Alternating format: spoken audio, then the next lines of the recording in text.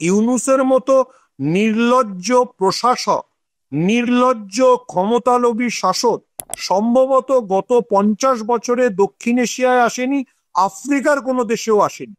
উনি দক্ষিণ এশিয়ার জন্য যে সংকট তৈরি করছেন, তাতে বাংলাদেশের অর্থনীতি ধ্বস্ত হচ্ছে, তাতে বাংলাদেশের সাধারণ মানুষের জীবনযাপন, সাধারণ মানুষ তো বেশি কিছু চায় না, সে খেটে খেতে চায়, সেই সব কিছু ধ্বংস হচ্ছে।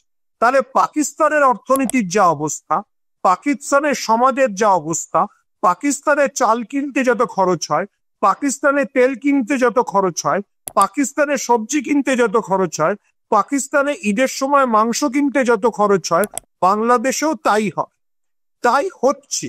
বাংলাদেশের সাধারণ মানুষের জীবন দুর্বিষহ হয়ে উঠেছে।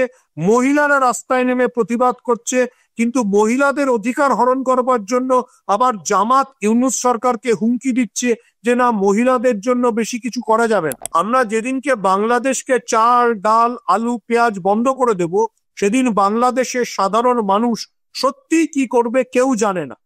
শ্রীলঙ্কার ক্ষেত্রেও একই কথা প্রযোজ্য। শ্রীলঙ্কাতেও বহু সময় এই একই ঘটনা ঘটেছে, এবং যা পরিস্থিতি, যে অবস্থা, তাতে বোধহয় পাকিস্তানের সঙ্গে শুধুমাত্র এই মানে দেশের আইন শৃঙ্খলা বা যে পরিষেবাগুলো সেগুলোর সঙ্গে তুলনা তো টানাই যাচ্ছে, তার সঙ্গে সঙ্গে এই মুহূর্তে দাঁড়িয়ে যে অর্থনৈতিক পরিস্থিতি বা অর্থনৈতিক যে অবস্থান এই মুহূর্তে বাংলাদেশের, সেটা তো পাকিস্তানের দিকেই তো যাচ্ছে বলে মনে হচ্ছে, সুমনদা।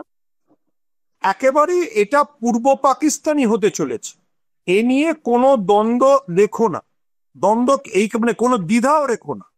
দেখো, মুজিবের তো শুধু মুজিবের মুক্তিযোদ্ধার তকমা কেড়ে নেওয়া হয়নি, বাংলাদেশের স্বাধীনতা যুদ্ধের অবিস্মরণীয় স্মারক মুজিবের বাড়ি 32 নম্বর ধানমন্ডি, এই ধর্মোন্মাদরা গিয়ে বুলডোজার দিয়ে গুড়িয়ে দিয়েছে।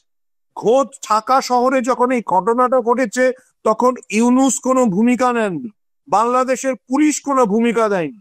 বাংলাদেশে একটা মবক্রেসি চলছে। আবারও বলছি, বাংলাদেশ শব্দটা ব্যবহার করে আর উচিত না। আব্দুল্লাহ কাইয়ুম জাসদ নেতা একদম ঠিক বলেছেন, এটা আসলে পূর্ব পাকিস্তানি হয়ে গিয়েছে, এবং পূর্ব পাকিস্তান হয়ে গিয়েছে সবভাবে ভীষণভাবে চলে, সেটা হচ্ছে মব জাস্টিস। এই মব জাস্টিসকে তুমি ঠিক কিভাবে ব্যাখ্যা করবে? দেখো, এটা তো কোনো সুস্থ দেশে হতে পারে না।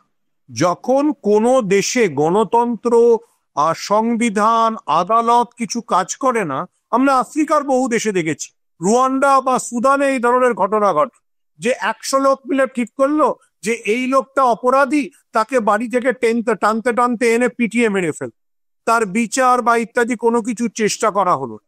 আবারও বলছি, বাংলাদেশ অলমোস্ট অলমোস্ট বাংলাদেশ শব্দটাই ব্যবহার করা উচিত না। আমি একদম আব্দুল্লাহ কাইয়ুমের বক্তব্যের সাথে একমত, এটা পূর্ব পাকিস্তান হয়ে গেছে, যেখানে ওই জামাতের সমর্থনে ইউনূস আবার ইয়াহিয়া খানের শাসনকে ফিরিয়ে এনেছেন। এবং তুমি যেটা বললে, শীঘ্রই রাজাকারদের জেল থেকে ছাড়া হচ্ছে, এরপর হয়তো রাজাকারদের সম্বর্ধনা দেওয়া হবে, আর মুক্তিযোদ্ধাদের বলা হবে তোমরা দেশ থেকে বেরিয়ে যাও।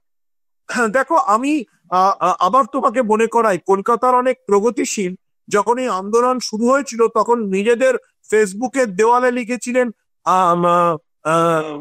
মানে নিজেদেরকে রাজাকারের সন্তান বলে, ওই বাংলাদেশের বিখ্যাত স্লোগানটাকে আমি কে তুমি কে রাজাকার রাজাকার বলে নিজেদেরকে পরিচয় দিয়েছিল। সেটা যে কত বড় ভুল ছিল, সেটা যে আসলে বাংলাদেশের মৌলবাদী উত্থানকে তথাকথিত পশ্চিমবঙ্গের অতি বাম এবং প্রগতিশীলরা সমর্থন করে কত বড় এই উপমহাদেশের জন্য সংকট তৈরি করেছিলেন, সেটা আজকে আর বুঝতে কোনো অসুবিধা হয় না। কারণ তুমি যে কথাটা বললে, এখন বাংলাদেশের রাজাকাররা জেল থেকে ছাড়া পাচ্ছে, যার বিরুদ্ধে 1700 মানুষকে খুন এবং কয়েকশো মহিলাকে ধর্ষণে মদদ দেওয়ার অভিযোগ আছে, সে জেল থেকে ছাড়া পাওয়ার পর বাংলাদেশের আইনি উপদেষ্টা বলছেন এতদিনে সুবিচার হলো। আমাদের লজ্জা লাগে এটা ভাবতে, সেই আইনি উপদেষ্টা আসিফ নজরুল কিংবদন্তি সাহিত্যিক হুমায়ুন আহমেদের জামাই।